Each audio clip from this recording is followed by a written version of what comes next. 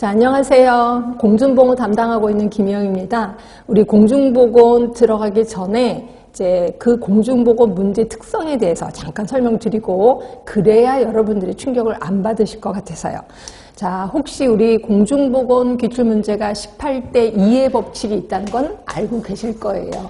그래서 18개 문제는 우리가 보통 충분히 공부를 하면 맞출 수 있는 18개 문제. 근데 아무리 열심히 공부해도 2개 문제는 좀 낯설어. 또 2개 문제는 뭐 이런 문제가 다 있어? 이런 것들이 꼭 있단 말이에요. 그래서 대부분의 문제는 18대 2의 법칙이 있다, 존재한다 라고 얘기를 했고요. 그래서 요번에 모의고사도 저는 18대 2의 법칙을 맞추려고 노력을 했습니다. 자, 그런데 저는 요 2개의 문제를 그냥 턱없이 내는 게 아니라 여러분들이 갖고 있는 여태까지 배웠던 그런 암기, 이런 부분을 이용해서 풀 수 있게끔 했어요. 결국 문제 안에 정답이 있게끔 만들었습니다. 그래서 단 여러분들이 암기를 엄청 많이 해야 돼. 엄청 많이 해야 내가 암기한 것 같고 쭉 보다 보면 이게 답이 보이네 라고 할 수 있게끔. 네, 그래서 제가 문제 쭉 보다가 이런 거는 당연히 맞아주셔야 됩니다 라고 하는 거는 정말 가벼운 18개 문제. 근데 요거는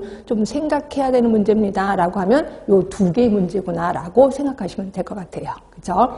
자, 그리고 또 혹시라도 또 혹시 18개 문제 중에서도 이거는 조금 내가 알고 있는 거긴 알고 있는데 좀 다른데? 라고 느끼시는 것도 있어요. 왜냐하면 제가 좀 다른 방향으로 문제를 접근해 들어갔거든요. 그래서 이렇게도 이 문제를 또 이 이론을 이렇게도 접근할 수 있구나라는 걸 좀 알려드리기 위해서. 그래서 어떤 부분은 그러니까 이론을 제대로 안 외웠다면 이제 머릿속에 혼란이 올 거다라고 제가 미리 겁을 드리는 겁니다. 근데 다 암기를 했어. 웬만하면 암기를 다 했어. 그러면 수월하게 넘어갈 거다라고 생각하시면 돼요. 그러니까 결국 여러분들이 문제를 보고 충격을 받았다면 이론을 조금 더 공부하면 되겠구나. 이론을 조금 더 암기하면 되겠구나라고 느끼시면 된다는 거죠. 자, 그럼 요 정도로 잔소리하고 그 다음에 들어갈게요. 이미 문제는 받아보셨을 거예요. 일찍 오셨죠? 그래서 이제 문제 받아보셨고 문제를 푸는 과정에서 약간 이상한데 이러는 것도 있으시긴 하실 겁니다. 자, 바로 들어갈게요. 자, 1번 문제 같은 경우는 너무 쉬운 문제예요. 이거 맞춰주셔야 돼. 질병과 의심되는 위험 요인 간의 연관성의 강도야. 우리 연관성의 강도를 평가하는 지표 있었습니다. 우리 질병 그리고 원인과 되는 질병과 원인을 관계하는 힐이 제시한 9개의 이유가 있었을 겁니다. 9개의 원인, 그 9개의 원인 중에서 연관성의 강도 평가를 하는 유용한 지표가 있었을 겁니다. 이게 뭐예요? 비교 위험도 또는 상대 위험도죠. 그래서 답은 금방 쉽게 고르실 수 있으실 거고 답은 3번입니다. 자, 그런데 요거 말고도 연관성의 특이성 같은 것도 있었었죠. 자, 연관성의 강도는 당연히 상대 위험도. 제가 이거는 이론할 때도 알려드렸는데 요거 말고도 연관성의 특이성이라는 게 하나 있었을 거예요. 자, 연관성의 특이성은 뭐라 그랬었어요? 결핵균이 내 몸에 들어가면 나는 결핵에 걸려. 신기하지 않아요? 장티푸스에 안 걸려요. 결핵에 걸려요. 이게 연관성의 특이성이라고 표현했고 대부분 급성질환은 연관성의 특이성이 굉장히 높다. 그런데 그래서 만성질환 같은 경우는 연관성의 특이성이 좀 없다. 그래서 결국 만성질환의 원인을 잘 모른다. 이렇게도 표현했었을 거예요. 그래서 연관성의 강도, 연관성의 특이성 이런 것들은 좀 알고 계시라는 거죠. 그 다음에 두 번째가 요게 조금 헷갈릴 수도 있는데 그러니까 요게 좀 이게 뭐야? 인체 반열작용에 영향을 미치는 요인? 그래서 반열작용이 이게 뭐야? 이런 경우도 있다는 거죠. 근데 반열작용은 방열이잖아. 그죠? 근데 요 문제를 보더라도 보기를 딱 보는 순간 이거 내가 알 것 같은데 라는 느낌이 드셔야 돼. 기온, 기압, 대기 안정, 복사열. 기온, 기습, 복사열, 기압. 딱 보는 순간 뭐 생각나세요? 기후의 4대 요소가 생각나셔야 돼. 기후의 4대 요소 하면 우리 쉽잖아요. 기온, 기습, 기류, 복사율이잖아. 거기에 딱 있는 게 답이 3번이잖아요. 근데 여러분들은 또 흔들리기 시작한다. 나를 못 믿는 거지. 설마 이렇게 쉽게 문제 나오겠어? 이렇게 또 생각이 드는 순간 이제 인생은 망가진다라고 보시면 되고요.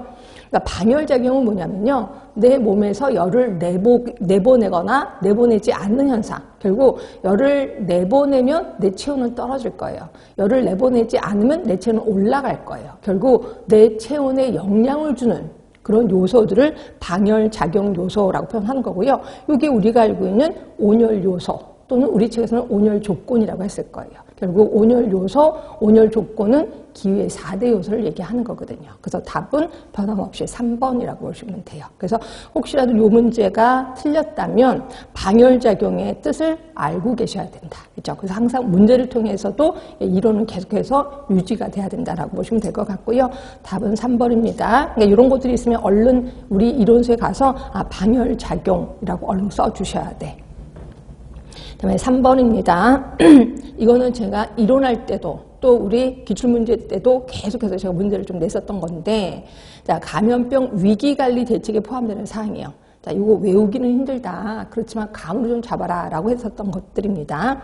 자, 감염병 위기관리 대책이야. 이럴 때 예방접종 약품의 계획 생산 좀 아니라고 느껴야 돼. 왜?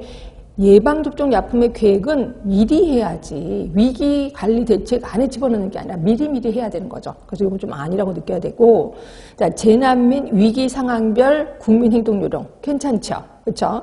자, 의료용품의 비축 방안, 조달 방안 이것도 괜찮지 않아요? 위기 관리할 때, 위기 대책할 때 이런 거 해야 되는 거 맞죠? 그다음에 재난 및 위기 상황의 판단, 위기 경보 결정 및 관리책 이건 당연히 들어가겠죠. 그래서 답은 나다라 답이 2번이다. 자, 그리고 이거 나눠드린 유의물 또 있을 거예요. 그 유의물을 잠깐 볼게요. 이거는 감염병 예방법에 자, 감염병 위기관리 대책의 수립 시행이거든요. 근데 누가 이 위기관리 대책을 수립하는지 한번 보실래요? 누가 해요? 보건복지부 장관, 질병관리청장이 합니다. 이 두 분이 감염병의 확산 또는 해외 신종 감염병으로 국내 유입으로 인한 재난 상황에 대처하기 위해서 다음과 같은 대책을 수립한다는 거죠. 자, 동그라미 2번 밑에 1번부터 6번까지입니다. 이 중에서 보시면 재난 상황 발생 및 해외 신종 감염병 유입에 대한 대응 체계 또는 기관별 역할. 그 다음에 두 번째 보시면 위기 경보 결정 및 관리 체계. 뭐 주의 이상 뭐 이런 것들 그 위기 경보를 결정하는 거죠. 그 다음에 감염병 위기 시 동원해야 할 의료인들의 명부를 작성합니다. 자, 네 번째는 의료 방역물품의 비축 방안, 조달 방안 이런 것들을 다 대책을 하는 거죠.